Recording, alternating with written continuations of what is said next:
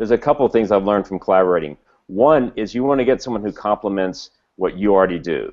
And me, I'm like the meat and potatoes guy. I'll sit down, I'll do the structure, I will do the work that needs to be done. But sometimes, you know what, I don't have the inspiration.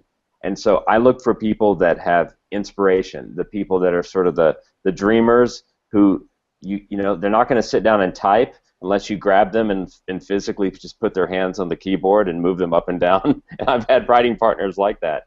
But that's what I do because I'm the responsible person.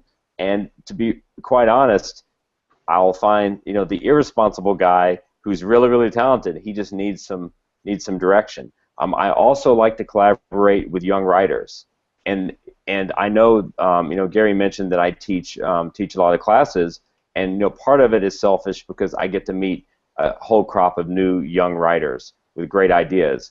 And many times, you know, after a class is done, I'll pull a writer aside and say, you know what, I really like that idea you have. Let's collaborate, or let me help you produce your project, or let me introduce you to some people. And it's just a way to keep my weaknesses from hurting me, and it's if that makes sense. Yeah, very clever. And one other thing, really quick, on the partnerships, the flip side of that, and I've been in this situation, if you write with a partner long enough, then people will start associating you with that partner. So if you write with someone for 5 years and you sell a bunch of projects, then you're Garrett and whoever.